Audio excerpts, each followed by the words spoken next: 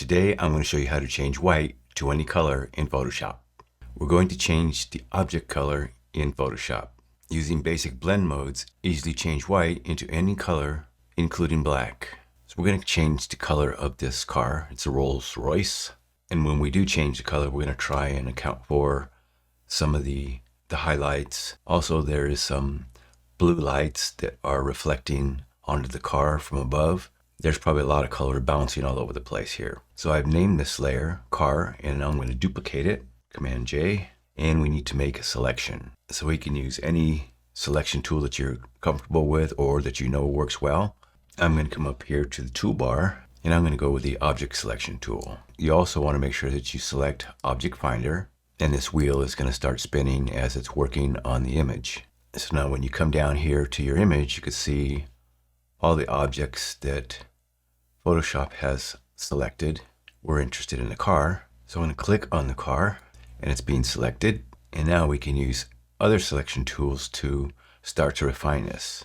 I'm going to come up and grab the quick selection tool. I'm going to make my brush a little bit bigger with my left and right brackets, and I'm going to hold down the Alt or Option key. I'm going to hold down the Option key on a Mac, and I'm going to subtract from the selection and bring the selection above the tires.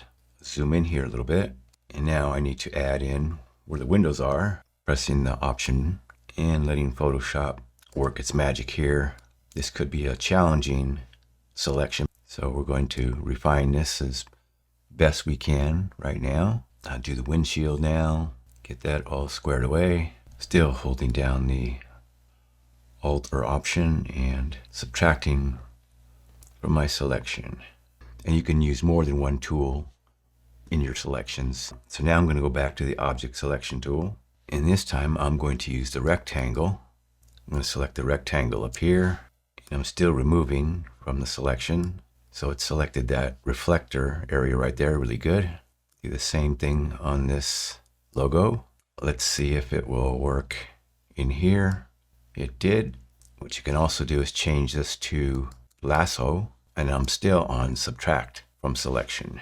So just to make sure the Option is held down, drawing around that. I'm going to come down here. So just showing you can use more than one tool to make a selection. Let's see what this does. Okay, not bad. I'm going to go back to the quick selection tool just for a moment. Now you can refine this. You can take your time and refine it. One thing I wanted to show you, if I hit Q, I'll go what's into quick mask mode. If I zoom in here, you can see all the way around. We're right near the windows where all this, I call it chrome area is. But I can use my brush tool, and I can clean this up pretty good. So just in this area here, my foreground color is white.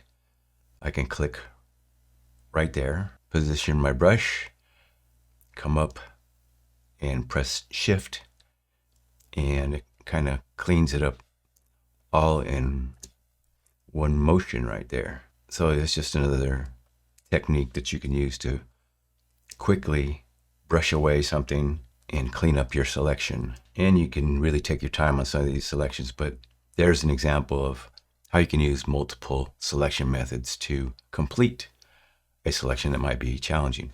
So now that we have our selection, the next thing we're going to do is we need to create a group. If you hit Control or Command G, that is a group, and your car layer here is in that group. With the group selected, I'm going to come down here to the Create Layer Mask icon, and so the mask is on the group. So anything I do in that group is going to affect the car, so we're going to add some adjustment layers here, and so all those adjustments are going to operate on this group. So now we need to choose a color. So my goal was to get a similar color to this. It's not going to be exact. This car has a lot of light coming down on the top of it. I think you would need to go to Rolls-Royce itself and find out the exact color. Now what we need to do is come down here, and we need to get a solid color adjustment layer. And so this slider right here is the hue.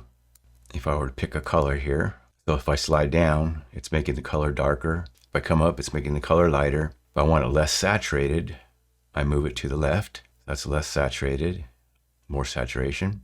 But in this color picker, I think I already know kind of what color I want, and I'm going to just copy it in there and say okay. And of course, if I double click on my color fill layer right here, so I'm going to call this car color. If I double click on the solid color adjustment layer, I can come back in and change the color if I want. So on the car color layer, I'm going to change the blend mode to multiply. That sometimes the blend mode can give you something that is close to what you want, and you try different ones. In this case, we're going to go with multiply. So if I hold down the Alt or Option, you can see that the original car, these highlights or these lights that are coming from above shine through. So we want to go after that. So now I want to get a curves adjustment layer. I'm going to click on the hand tool right here. As you can see, the hand tool has arrows. You can move the hand tool up and down to get your adjustment. Where the graph here is going up. Down here, I'm going to bring this hand down a little bit and go into different areas here. I want this darker down here. So it's made all the points on our curve for us. So to bring back some of that shine, I can add another curves adjustment layer, and I'll bring up the brightness pretty high there. Double click on that new curves adjustment layer and come down here to the underline layer and move this slider over. Hit the Alt or Option so that I can split this and kind of dial that in to where I might like it and say okay. If you want more highlights, you can duplicate your last curve layer, Command J, double click, and adjust these sliders to your liking. So something like that. So that is changing this white car to a kind of an orangish car. Do me a favor, hit that like button. It really helps the channel. I appreciate it. So now we're going to take that same white car and we're going to change it to black. And I have my same mask in a group. Here's my car color, solid color adjustment layer. I'm going to double click and here's my color picker. I'm going to choose a color that is dark. I'm going to choose a color that is close to black.